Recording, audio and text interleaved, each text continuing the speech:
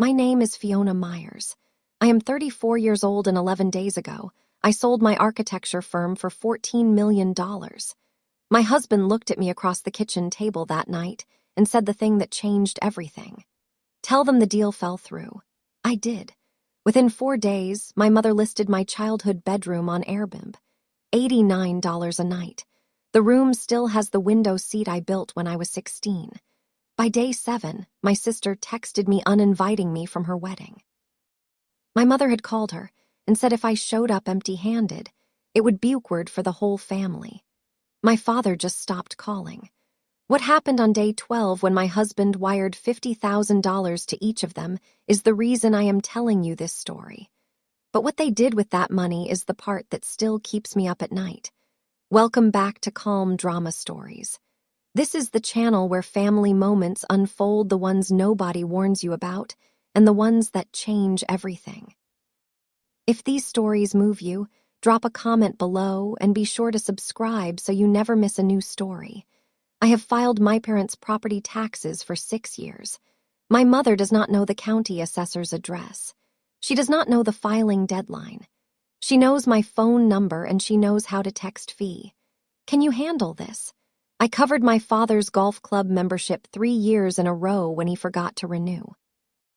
$4,200 a year, $12,600 total. He thanked me once. He thanked the club manager twice. When my sister Kelsey's wedding venue had a zoning issue, the outdoor tent exceeded the lot's conditional use permit. I called in a favor from a contractor I have worked with for 6 years. Permit approved in 9 days. Kelsey told our mother the venue worked it out. My name came up. My mother texts me when she needs something fixed. She calls Kelsey when she needs something posted, organized, or displayed. Kelsey manages my mother's social calendar, her community event, RSVPs, her holiday card list. We are both on call, just different extensions. This is the thing people miss when they look at my family. My mother does not have a favorite daughter. She has 2 departments. I am operations, the one who solves problems, files paperwork, manages vendors. Kelsey is public relations, the one who shows up, smiles, photographs well, and posts on time. My phone buzzes, a text from Kelsey. Can you handle the florist? I am swamped with bridesmaids. I have been managing my sister's wedding vendors for 4 months. The florist, the caterer, a permit issue I solved by calling in a favor. 4 months of project management donated free of charge. Kelsey has not asked about the acquisition, but she needs the florist handled. And in this family, that is the same thing as calling to check in. My husband Garrett said something one evening that I have not been able to stop hearing. We were sitting on the porch after the kids went to bed. He set his water glass down and looked at me like he was reading a balance sheet that did not add up. When is the last time anyone in this family called you without needing something? I opened my mouth, closed it. I checked my call log later that night. 8 months of calls from my mother. 43 calls. Every single one was a request or a logistics update. Can you look at Dad's insurance claim? Can you call the roofer? Kelsey's caterer needs a deposit. Did you file the property tax extension? Not one, how are you? Not one, I was thinking about you. Not one call that existed without a task attached. But here is the part that stopped me cold. I checked Kelsey's pattern, too. Asked her casually one day how often Mom calls her just to talk. Kelsey laughed. Mom does not call to talk. She calls to delegate. Last week it was the Hendersons' anniversary card. Week before that, the church potluck RSVP. My mother does not play favorite. She runs a dispatch center and both of us are on the route. The difference is that Kelsey has never noticed. Kelsey thinks managing Mom's social calendar is being close. She thinks the phone calls are connection. I used to think that too. I used to think handling the property taxes was being needed, and being needed was being loved. Garrett did not tell me any of this. He just asked one question, and the question did all the work. When is the last time anyone in this family called you without needing something? I still do not have an answer. My firm is called Mayer's Design Group Sustainable Commercial Architecture, converted warehouses, county libraries, LEED certified office complexes. I started it in a one-room studio above a dry cleaner 8 years ago with $11,000 in savings and a second-hand drafting table. Harmon Kale, a national architecture and engineering conglomerate, approached us 14 months ago. They wanted our sustainable design methodology, our client list, our people. 8 months of due diligence, valuation negotiations that made my teeth ache. Staff retention packages for all 47 employees. Every one of them would keep their jobs. That mattered to me more than the number. The number was $14 million, all cash. The deal closed on a Tuesday afternoon. I signed the final document in my attorney Claudia's office with a pen that cost $4. Garrett brought champagne that cost $32. My senior architect, Nora, cried in the doorway. I built this company while filing my parents' property taxes, while covering golf memberships and managing florists and solving permit issues for people who never asked how I was doing. I built it in the margins of a family that only noticed me when something was broken. $14 million. I reached for my phone to call my mother. I wanted her to say she was proud. Then I set the phone down, not because she would not care, but because I already knew what she would say. Would say, "Congratulations." And in the same breath, she would say, "Now can you look at the insurance claim? I have been waiting." She would fold my biggest achievement into her task queue, and I would let her because that is how this family works. $14 million, and the first thing I feel is tired. Kitchen table, 9:30 at night, champagne going flat, kids asleep. Mabel is 5, Theo is 3. They do not know their mother is now a millionaire. They know she makes buildings. That is enough for them. Garrett sits across from me. He is a financial analyst, quiet, observant. He has watched my family run on transactions for 9 years. He does not say, "Let us test them." What he says is, "Before you tell them the good news, just do not for 1 week see who asks they are my family." I am not saying they do not love you. I am saying find out if they notice you when you are not providing something. When is the last time anyone in this family called you without needing something? The question again pressing against every conversation like a load calculation. I keep failing. I tell him I am not going to lie. He says I do not have to, just do not volunteer, but I cannot do silence, so I compromise. I text my mother. "Hey Mom, the acquisition fell through. It has been a rough week." I am giving her an opening, a chance to call me back and say, "Tell me everything. Tell me how you are feeling. Tell me what comes next." Her reply comes 14 minutes later. Later, "Oh no, can you still handle Kelsey's caterer? She is stressed." My career just collapsed as far as she knows, and her first response is checking whether I can still deliver on an open task. Not, "Are you okay?" Not, "Do you need anything?" She's running triage on her service queue, and I just flagged myself as potentially offline. The system does not pause for pain. It reroutes around it. Day 1. My mother does not call back. I check her Instagram. 3 stories about Kelsey's dress fit. A mirror selfie in the bridal salon. A boomerang of champagne glasses, caption, "Mother of the bride energy." Meanwhile, her other daughter's life just collapsed as far as she knows. But I am not a scheduled event. I am not on the content calendar. I am back office, and back office does not get Instagram stories. Day 1 evening. Dad calls brief, distracted. "You okay, kiddo?" Before I can answer, I hear my mother calling him to dinner. "Listen, I have got to go. We will catch up." Click. He does not call back. Day 2. Kelsey texts. Long message, 47 words about the florist needing a final decision by Thursday. A photo of 2 centerpiece options. A question about peonies. At the bottom, almost a footnote. "Also, Mom told me about your work thing. That sucks. Anyway, the florist needs a final by Thursday." I open the text thread with my mother. I scroll back 8 months. Every single message is a request. File the extension, call the roofer, handle the caterer, confirm the appointment, not one thinking of you. The thread reads like a service ticket log, timestamps, task descriptions, expected delivery dates. I am not a daughter in this thread.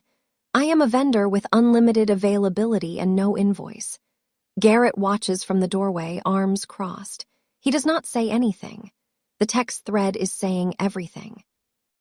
I handle the florist. I pick the peonies. I confirm the round vase because the venue's ceiling is low and tall arrangements block sight lines.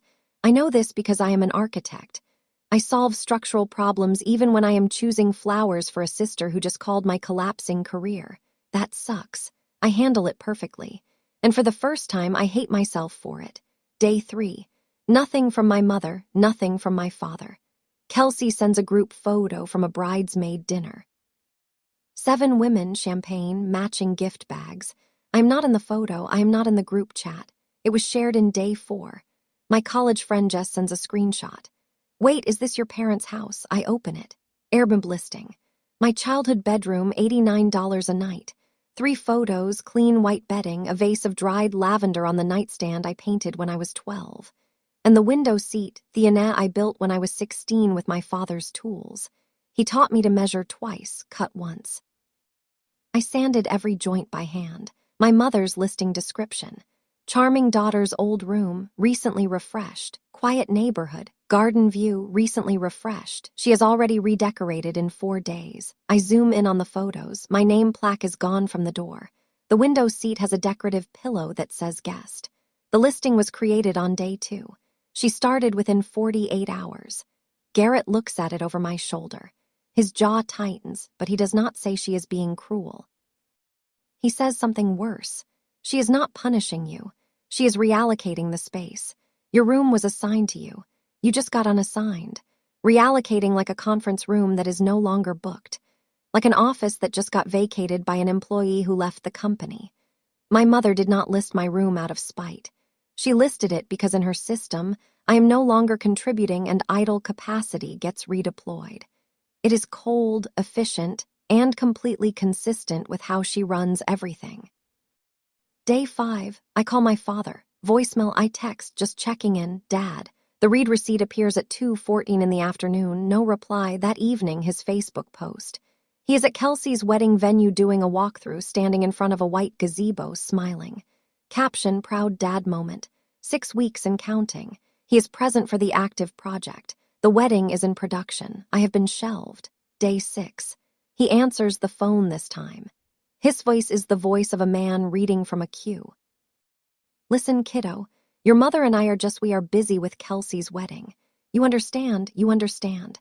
As if understanding is my contribution, as if processing their absence is one more service I provide.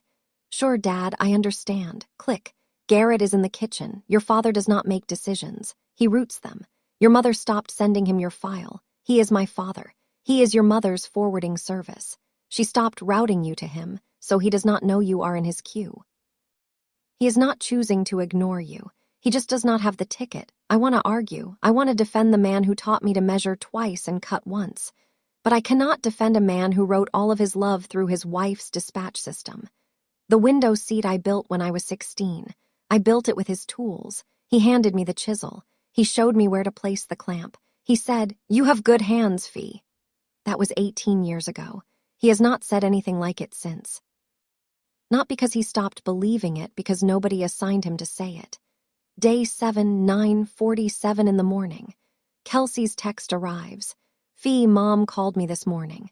She said, "If you come to the wedding without a proper gift, it is going to be awkward for everyone. With everything going on with your firm, I think it might be better if you sat this one out. I am sorry. I read it 4 times. Each time the architecture becomes clearer. This is not Kelsey being cruel. This is Kelsey complying." My mother ran the calculation. Bankrupt Fiona equals no gift of appropriate value. No gift equals a social deficit at the wedding table. A social deficit reflects on the family brand. Solution, remove the liability. Kelsey did not originate this decision. She was given an instruction. And in this family, instructions from my mother do not come with a decline button. I managed Kelsey's florist for 4 months, confirmed her caterer, solved her venue permit. Picked her centerpieces 2 days ago. 4 months of free project management worth thousands in billable hours if I had invoiced it. But my mother's ledger does not count labor. It counts cash and appearances. And right now I am a line item that reads 0. Garrett finds me on the bathroom floor. I am not crying. I am sitting with my phone in my lap doing the math. I handled her florist. I handled her caterer. I fixed her venue permit. I picked her centerpieces and Mom told her to uninvite me because I cannot bring a gift. On our refrigerator, there is a wedding invitation. Cream envelope gold-altering my name in calligraphy. It has been there for 5 months. I do not take it down, not yet. That evening, Garrett sits across from me at the kitchen table with a sheet of printer paper. He does not make a list this time. He draws a chart. At the top, Diane Mayers, CEO. Below, 2 branches. Left branch, operations, Fiona. Tax filing, vendor management, permits, insurance claims, maintenance coordination. Right branch, public relations. Kelsey, social calendar, RSVPs, event appearances, Instagram, community relations. Below both, admin, routing. Roger forwards requests, confirms decisions, provides emotional padding. I stare at it. It is an org chart. My family is an org chart. Your family is not a family. Garrett says it is a company and you just got laid off. I want to argue, but the chart is clean. The reporting lines are clear. Every relationship I have with my mother fits inside that structure. Every phone call, every text, every Thanksgiving, every birthday. When is the last time anyone in this family called you without needing something? The question again, and now I see it fully not as a complaint about favoritism, but as a structural observation. My mother does not love Kelsey more than me. My mother allocates bandwidth to whichever asset is currently appreciating.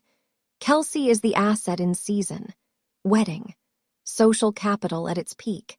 If Kelsey's wedding was over and Kelsey needed something, fixed a permit, a tax issue, a contractor, my mother would route that request to me in a heartbeat. And if I was no longer available, she would find someone else. We are all replaceable in this system. The only difference is that I just realized it. So what do? I ask. We stop being an asset, we become a person, and we see if they recognize the difference. Day 8. Nora sends me a screenshot at 1:15 in the afternoon. Her husband, Greg, is a distant cousin of the mayor's family. He is in a group chat I have never seen. The chat is called Mayor's Family Updates. I am not in it. The chat has existed for 2 years. Nora's screenshot shows the last 3 days of messages. My mother Fiona's company went under. She probably cannot contribute to the wedding fund anymore. Cannot contribute. Her first concern is my output capacity. Kelsey.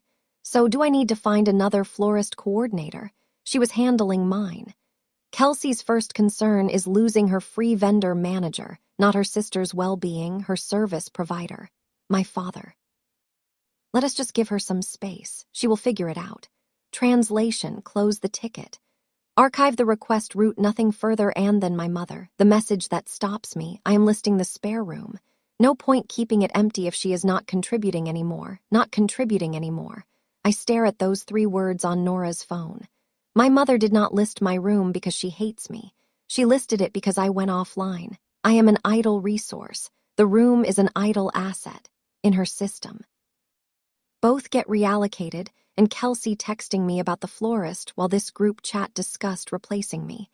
Running both tracks simultaneously, honestly using my labor in one thread while writing me off in another. That is not cruelty. That is resource management. You do not cancel the vendor until the deliverable is in hand. My value in this family was always a line item, and the moment that line went to 0, the system corrected itself in 11 days. Not out of malice, out of efficiency. That evening, I show Garrett the screenshots. He reads them twice. Contributing, I say, flat, clinical, the way I read a structural report. That is what I am, a contribution, and Kelsey is not worried about me. She is worried about losing her free florist coordinator. The whole family runs on deliverables. Garrett says, "You just saw the production schedule."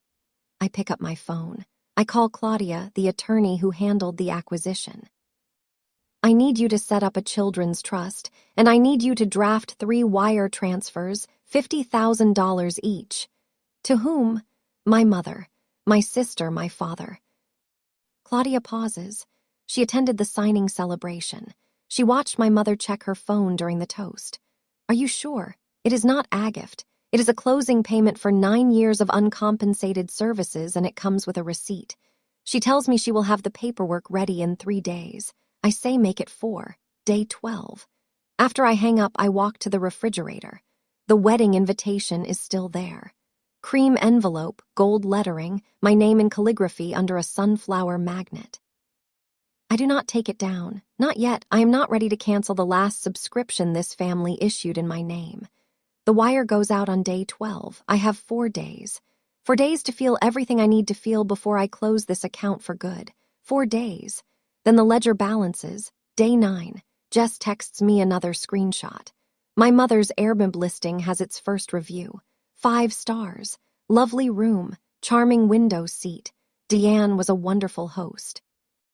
A stranger slept in my childhood room on the window seat I built at 16. Sanded every joint by hand and left a 5-star review praising my mother's hospitality. My mother has renamed the listing. It is no longer charming daughter's old room. It is the garden view suite.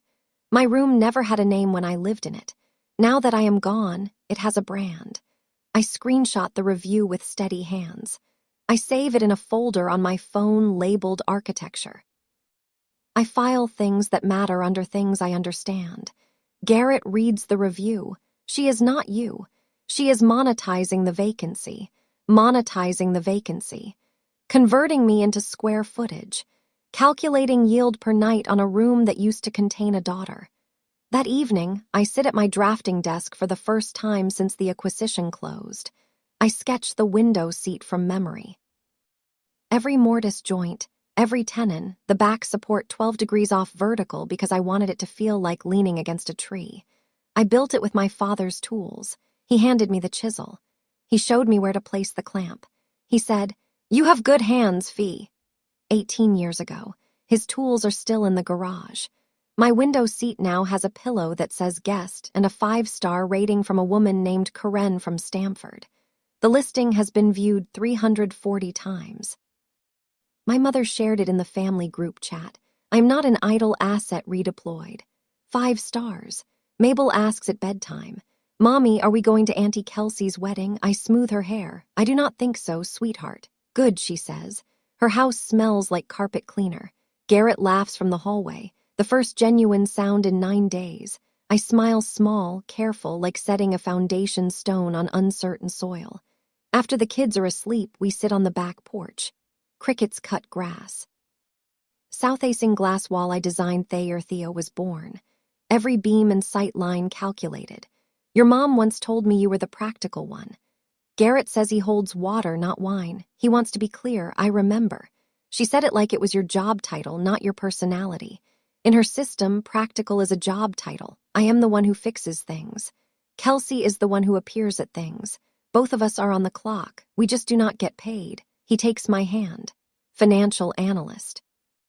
Hand steady from years of holding nerve through market volatility.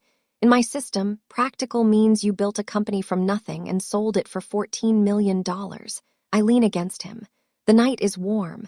I am not doing this for revenge. I say, I know I am doing it for Mabel and Theo. So they never learn that love has terms and conditions. He squeezes my hand once. That is enough. My phone buzzes on the porch railing. A calendar reminder from 6 months ago. Kelsey's rehearsal dinner confirm headcount. I pick up the phone, delete the reminder, set it face down, listento the crickets close out their shift. Day 10. I drive to my parents' house to pick up a box of Mabel's baby clothes that my mother has been storing. Nobody is home. They are at the wedding venue for another walkthrough. Kelsey's third. The house smells the same, cinnamon and floor polish. I grew up in this smell.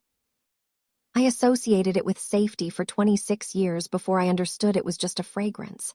I find the box in the attic and carry it down. On my way through the hallway, I notice my mother's desk drawer is open. The desk she calls my office, a repurposed antique secretary where she manages bills and invitations, and the social calendar she treats like a second career. I do not plan to look, but the drawer is open and there is a folder tab visible. It reads family management. I pull it out. Inside is a spreadsheet printed on white printer paper. My mother's handwriting in the margins, check marks, asterisks, dates, 4 columns. Name, what they gave, what they received. Balance. My row gave tax filing, golf club, venue permit, florist coordination, insurance claim, kitchen renovation, PM, received Thanksgiving dinners, Christmas gifts, Average $85 birthday calls. Balance a handwritten notation in my mother's tight, cursive over-delivering Kelsey's row. Gave RSVP's social calendar event coordination Instagram, posts holiday card management. Received wedding fund contribution 8,000 bridal shower. Hosting balance on track my father's row. Gave house maintenance yard work received golf club membership via Fiona balance. Positive, my mother has a balance column for her own children. I am a line item with a performance rating. Kelsey is a line item meeting her KPIs. We are both entries in a ledger that should never have been written. I photograph the spreadsheet, every column, every margin note. I put it back exactly where I found it. I take the box of baby clothes and drive home under the speed limit because my hands are shaking. I show Garrett the photos when he gets home. He looks at them for a long time. The house is quiet. Mabel is at a playdate. Theo is napping. She has a balance column. He says for her own children.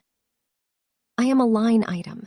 Garrett, I have a positive balance because I over-delivered. And Kelsey on track. Kelsey is meeting her KP is. He sets the phone down on the counter. Your mother does not have favorites. She has a spreadsheet, and both of you are on it. I call Claudia. I adjust the children's trust. $500,000 each for Mabel and Theo. Education, first home, health care, irrevocable, funded from thequisition proceeds. My mother tracked my contributions on a spreadsheet. I tell Claudia, my children will never be a line item. There is one more thing. I asked Claudia to set up a $25,000 annual scholarship at my alma mater for architecture students from families that treated them as resources instead of people. I want it called the Balance Fund. My mother's spreadsheet had a balance column, so I am building one that tips in the right direction toward the students who were over-delivering for families that only measured what they could extract. Garrett is standing by the kitchen island when I hang up. She wrote, over-delivering next to my name. I say like it was a performance review, like being a good daughter was exceeding quarterly targets. He pulls me close. We stand there in the afternoon light, the light that comes through the south-facing glass I designed, so the sun would hit the kitchen island at exactly this angle at exactly this time of year. I build things that last. My mother builds spreadsheets that keep score. We are not in the same business. If you are sitting here thinking about your own family's ledger, the one nobody printed but everyone feels, I see you. Keep watching because what happens in the next 4 days is the part I could not have predicted. Drop a comment if this hits close to home. Make sure you are subscribed. Day 11. Kelsey's rehearsal dinner weekend. The photos start on Instagram at 4 in the afternoon. The Davenport estate. White string lights 68 guests. Kelsey in a champagne-colored dress. Trent beside her looking exactly the way a junior partner at a regional insurance firm looks when his parents are paying for the event. People text me. Nora, Jess, 2 cousins. Wait, you are not at Kelsey's rehearsal. I reply to none of them. Kelsey's caption. Surrounded by the people who matter most. 68 people. I managed the florist, the caterer, and the venue permit that made this dinner possible. My labor is in every centerpiece on that table. My name is not in the room. Nora calls. She tagged everyone. Fiona, your aunt, your cousins, your parents, not you. It is like you have been archived. I was never in the directory, Nora. I was in the vendor list. That evening, I sit at my laptop and draft the boundary letter. Write it, delete, rewrite, delete. I am an architect. I do not build from emotion. I build from measurements, load calculations, stress testing. Right now, my measurements are still changing. The data is still coming in. Tomorrow is day 12. The wire transfers are scheduled. 3 payments, $50,000 each. Memo from the woman you wrote off. I close the laptop. Go upstairs. Check on Mabel sleeping with one arm off the bed. Tuck it back under the blanket. Mabel does not know what a balance column is. She does not know what KPs are. She knows that her mother builds things and that her father makes pancakes on Saturday, and that is everything. Tomorrow the ledger closes. I cannot sleep. 2 in the morning. Drafting desk. The light above it is the same one that lit my first commercial design, a 22,000 FT office conversion in Stamford that still stands. I open the folder on my phone. Architecture. Screenshot 1. Airbnb listing $89. Window seat pillow that says guest. Screenshot 2. Kelsey's text. Mom called empty-handed, awkward for everyone. Screenshot 3. Family group chat. No point keeping it empty if she is not contributing anymore. Screenshot 4. The spreadsheet. Name, what they gave, what they received. Balance. 11 days of evidence. 9 years of pattern. 34 years off being an operational asset. Garrett comes downstairs. Faded college shirt and gym shorts. He sits on the arm of the drafting chair. You do not have to do this. I know that is why I am doing it, because for the first time in 9 years I am making a decision about this family that is not an assignment from my mother's queue. I open the wire transfer app. 3 transfers, $50,000 each. Memo from the woman you wrote off. I do not hit send. Not at 2 in the morning. I am an architect. I do not sign off on demolitions in the dark. The wedding invitation is still on the refrigerator. Cream envelope, gold lettering. One last night of hanging there under the sunflower magnet. In the morning, I will take it down. In the morning, I will send the wire. In the morning, the system that ran this family for 34 years will receive its final invoice. But tonight, I let the invitation stay. One last night of pretending that this family kept me on the books because they wanted me and not because I was useful. 6:00 in the morning. Alarm, I shower, I dress in my gray blazer, the one I wore when I signed the acquisition papers. It still smells like Claudia's office. Leather chairs and fresh paper. 6:15, kitchen table. Phone, 3 transfers, 3 taps, $50,000 each. Memo from the woman you wrote off. Send. I make coffee. Sit. Wait. 7:22, Dad texts. Fiona, what is this? No punctuation, no context. The confused response of a man who has received a notification outside his normal routing. 741. Kelsey, why did you send me 50,000? What is going on? 803. Mom calls, I let it ring. Voicemail. Fiona Ann Mayers. You call me back right now. What is this about? Her voice is sharp, not worried, offended, as if receiving $50,000 from her daughter is an unscheduled transaction that disrupts the ledger. 8:15. Garrett comes downstairs, Mabel on his hip, Theo trailing behind, clutching a stuffed elephant by one ear. How do you feel? Like filing a demolition permit. Clean, necessary, and irreversible. He nods. He makes pancakes. Life continues. I walk to the refrigerator, pull down the wedding invitation, cream envelope, gold lettering, 5 months of hanging under a sunflower magnet. I drop it in the recycling bin. Not the trash, the recycling. Because somewhere in the process, the paper might get turned into something that actually holds weight, or it might not. Either way, it is no longer on my refrigerator, not the trash, the recycling. Because I am an architect and I believe in repurposing materials whenever possible. My mother calls 6 more times between 9 and noon. Each voicemail is a different stage. Voicemail 1, confusion. Fiona, I do not understand. Call me. Voicemail 2, demanding. You need to explain yourself. Voicemail 3, crying. What did we do to deserve this? Voicemail 4, threatening. If you do not explain this, I am coming to your house. Voicemail 5, bargaining. Can we just talk like adults? Voicemail 6, back to demanding. This is absurd, Fiona. Kelsey sends a wall of texts. Are you trying to humiliate me before my wedding? And Trent says, this is really weird. Dad sends one more text. Kiddo, please just tell us what is happening. Then nothing. Nora calls at noon. Your mother called Greg's wife asking if you are having some kind of breakdown. Her words. The family group chat. Greg forwards another screenshot. My mother. She sent us each 50,000. I think she has lost it. Kelsey, maybe she got a settlement. My father, just leave it alone, Diane. My mother, leave it alone. She is clearly trying to make a point. 3 people received $150,000 total from their daughter and sister. Not one of them considers the possibility that I am successful. Their system does not have a code for that. In my mother's ledger, I am operations, the department that fixes things. Operations does not generate revenue. Operations does not close $14 million deals. That is not my function. Nobody asks, did the acquisition actually go through? Because in this family's org chart, I do not have that authority. 2 in the afternoon. I compose a group text to my mother, my father, and Kelsey. I write it like a project closeout memo. The acquisition of Mayer's Design Group closed 12 days ago for $14 million. The deal did not fall through. I told you it did to see what you would do. In 11 days, Mom listed my childhood room on Airbnb. Kelsey uninvited me from her wedding on Mom's instruction because I could not bring a gift of appropriate value. Dad stopped returning my calls. The $50,000 each is real. Consider its severance. I'm establishing permanent boundaries with this family. My attorney will be in touch regarding the children's trust and contact terms. Do not contact Garrett. Do not come to our home. I read it once. Send it. Put my phone in the kitchen drawer and close it. Garrett reads the copy in our shared notes. That is the most architect text I have ever seen.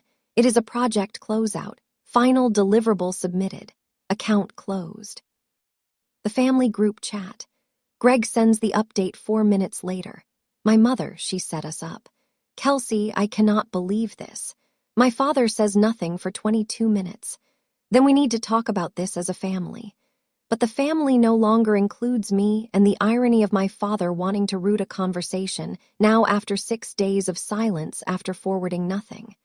After posting proud dad while his other daughter sat on a bathroom floor is structural. Consider it severance because that is what it was. 9 years of uncompensated services. The closing payment has been issued. The vendor relationship is terminated and the vendor is the one wounded it. My mother calls from a different number at 7 that evening. I pick up once. She is crying. How could you do this to us, to your father, to Kelsey right before her wedding? Every sentence is about impact on them, not one word about what they did to me. You listed my room in 4 days, I say. That was just practical. You called it recently refreshed. You replaced my name plaque with a pillow that says guest. Silence. Then you are making everything about you. You always do this. This is about me. For the first time, this is about me. I hang up, set the phone down. My hands are steady, architect's hands, good for measuring, good for building, good for knowing when a structure cannot be repaired. Kelsey does not call. She texts. You ruined my wedding week. I hope you are happy. I do not reply. Kelsey is not angry at me. She is angry that her service provider filed a complaint with management. In her framework, I am supposed to deliver and be quiet. Filing and florist and caterer and permit then exit gracefully so the event can proceed. My job was never to attend the wedding. My job was to build it. My father leaves a voicemail. His voice cracks genuine raw. I do not understand what happened. Fiona, I love you. But he does not say I am sorry. He does not say your mother was wrong. He says, can we just go back to normal? Normal, the word I have been operating under for 9 years. Normal means I deliver. Nobody invoices me. Nobody asks how I am.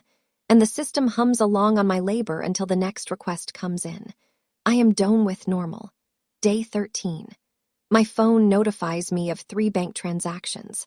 My mother deposited her $50,000 at 9:12 in the morning. Kelsey deposited hers at 11:47. My father deposited his at 108 in the afternoon. All 3 within 18 hours while simultaneously calling me manipulative, unstable, and cruel. They cashed the checks, every dollar, and then they continued telling the story that I am the one who wronged them. I show Garrett the deposit confirmations. He nods slowly. They measured your worth in dollars and then they proved it. Day 14. Kelsey's wedding. I do not attend. I do not watch. But the photos come anyway.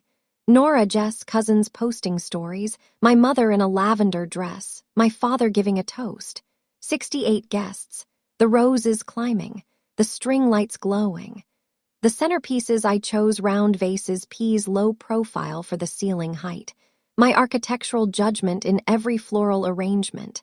My name nowhere in the room. Kelsey's #love wins. I close Instagram. The spreadsheet comes back to me. My mother's balance column. I gave each of them 10 times what my mother budgeted for Kelsey's wedding fund and they cashed it. In my mother's ledger, I just made one final deposit. Even my goodbye was transactional. Even walking away became a line item. They took the money, every dollar, and they went to the wedding without me. That was the last entry I needed to see. I want you to sit with that. They cashed the checks, everyone. And then they celebrated without her. If you have ever given everything to people who only counted what you brought, this next part is for you. Stay with me. We are almost at the end. The second week, Claudia's office. Same leather chairs, same fresh paper smell, different documents.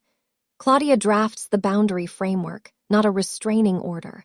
A formally drafted boundary notification sent by certified mail to each family member. I am requesting no contact. Any future communication should be directed through my attorney. Claudia looks at me. This is not about punishment, Fiona. It is about structure. I know you are anarchic. Every building needs walls. We review the children's trust. $500,000 each for Mabel and Theo. Education, first home, healthcare, irrevocable, managed by an independent trustee. I finalized the scholarship. $25,000 a year. Architecture students from families that ran on ledgers. The balance fund. My mother had a balance column. I tell Claudia I am building something that does not require one. My mother's spreadsheet tracked what people gave and what they received, checked off deliverables, assigned ratings. I am creating a scholarship that gives without a debit entry. Know what they received column. No KP. Just here is money for someone who is over-delivering in a system that was never going to promote them. I drive home. Highway passes my old office, the one-room studio above the dry cleaner where Mayer's design group started. The dry cleaner is still there. The studio is a yoga space now. Something started in that room, something real. And the people who were supposed to care about it tracked my output on a spreadsheet while it was happening. I built something there. It mattered. Even if my family could only see it as a line on a ledger. Week 3. I write the letter myself. Claudia reviews it. 3 copies. Certified mail. The letter does not accuse. It does not moralize. It states facts. Dates, screenshots referenced, spreadsheet photographed. Paragraph 1. The Airbnb listing, dates, pricing. Listing description quoted. Paragraph 2. Kelsey's uninvitation, mom's instruction. Gift threshold as the stated reason, 4 months of vendor management provided free of charge. Paragraph 3. The family group chat, 2 years of existence, my exclusion. Specific messages about contributing and florist coordinator. Paragraph 4. The spreadsheet 4 columns balance ratings over delivering written in my mother's handwriting next to my name. Final paragraph. I spent 9 years as a line item in this family's ledger. I built a company worth $14 million.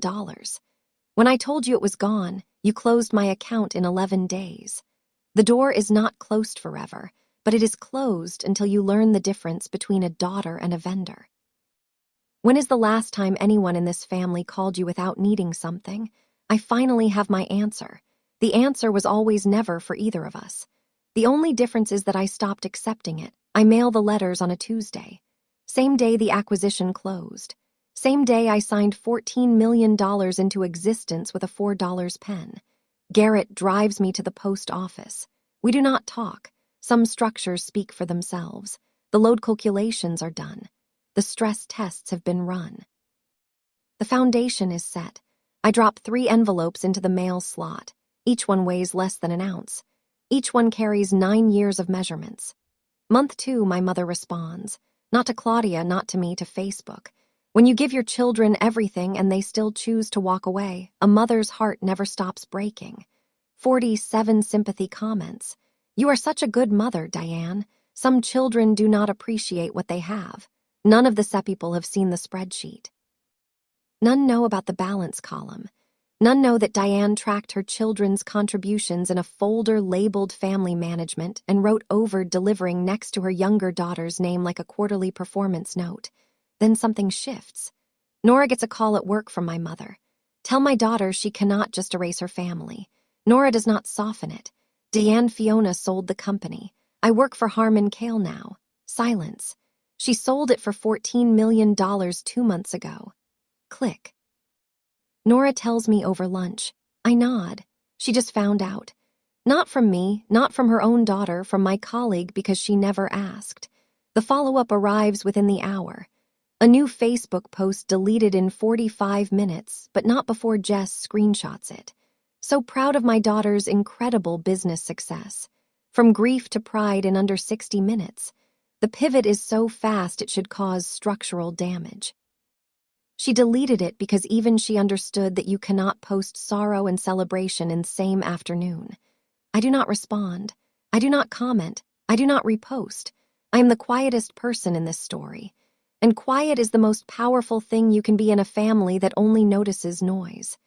Kelsey calls from her honeymoon. Transparence paid for it at a resort in Turks and Cows. I could buy it now. I would never say that. I let the call go to voicemail. I just heard from Mom about the company. Her voice is smaller, stripped of the rehearsal dinner confidence. I did not know. I am so sorry about the wedding thing. Can we just, she trails off. Can we just go back?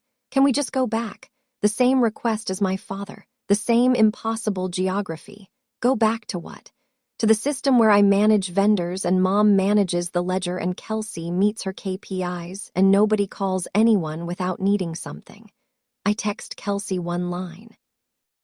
You uninvited me because Mom said I could not afford a gift. There is nothing to go back to. Kelsey replies, that is not fair. I do not reply. Fair is not a word this system supports. Trent calls Garrett that evening, reasonable tone. Look, Kelsey is really upset. Can you two not just talk? Garrett, your wife uninvited my wife by text while my wife was managing her vendor list. We are past talking. Trent does not call again. Here is what Kelsey's voicemail tells me. Her apology is not I was wrong to treat you that way. It is. I did not know you were rich. The system has not changed. The balance sheet has. If my account had actually been empty, Kelsey would still be celebrating at her 68-person dinner, eating centerpieces arranged by a sister she wrote off because Mom said the gift math did not work. The condition for my inclusion was always a number. And now that the number is large, they want to renegotiate. Month 3. 2 things arrive in the same week. The first is a handwritten letter from my father. Shaky, careful, the handwriting of a man who once wrote clear notes on report cards. Dear Fiona, I do not know how to fix this. I should have called you back. I should have asked about your company. I should have done more than forward your mother's requests. I did not because it was easier to route everything through her. That is not an excuse. That is just the truth. I cashed the check because your mother told me to. I should have sent it back. I love you. I always have. I just never learned to love without instructions. Dad, I cry. The first time since day 7. Quiet tears, architectural falling in a straight line. I show Garrett. He reads it. It is real, I know, but it is not enough. I know that too. Dad's letter is genuine, but genuine feelings without changed behavior is like a blueprint without a building. Paper does not keep the rain out. I write back by hand. Dad, I believe you love me, but love without action is architecture without a foundation. Do the work. Start with therapy. Start with acknowledging the spreadsheet. Call Claudia when you are ready. Not me, Claudia. The second thing that arrives, a package addressed to Mabel. Inside is a stuffed rabbit, soft, pale blue. A tag tied to its ear reads, From Grandma, no note for me. No ask, no agenda. Just a stuffed rabbit for a 5-year-old from a grandmother who misses her. For 3 seconds, my mother is not a system. She's just a woman who bought a toy for a child she cannot reach. Then I set the rabbit on Mabel's bed and I notice there is no return address. Even this gift was routed to avoid contact. Month 4, Jess texts at 8 in the morning. Your mom's Airbnb listing is gone. I check the Garden View suite delisted. 17 reviews, 4.8 stars, $89 a night for a room that used to contain a daughter. Gone. I do not feel victory. I feel the space where the listing used to be digital emptiness that mirrors a room that is no longer mine and no longer a brand. My mother deleted the Facebook grief post. The performance is over. The audience moved on. Greg reports the family group chat has gone quiet. Mom has not posted in 3 weeks. Kelsey reduced to wedding photo reposts. Dad absent from the golf club. Nora runs into my mother at the grocery store. Produce section by the apples. Tell Fiona I took the listing down, my mother says. Nora does not soften it. Tell her yourself. She will not take my call. That is the point, Diane. My mother stands there holding a bag of apples. Nora tells me she looked smaller, like a building that has been stripped of its signage. The structure is still there, but you can no longer tell what it used to be. I hear this. I do not call my mother. I do not celebrate. I sit at my drafting desk and open a new project file, a community art center in Bridgeport, pro bono. My first design since the acquisition. It feels different, lighter, like drawing a building that does not need to justify its square footage. The rainy day is over. The system is offline and I am still here at my desk doing what I do, building things that last for people who will actually use them. Month 5, I start consulting for Harman Kale's Sustainable Design Division 3 days a week. The work is different. Advising instead of leading, reviewing instead of drafting, but the methodology is mine. My fingerprints on every green certificate office building they produce. The other 2 days I spend with Mabel and Theo.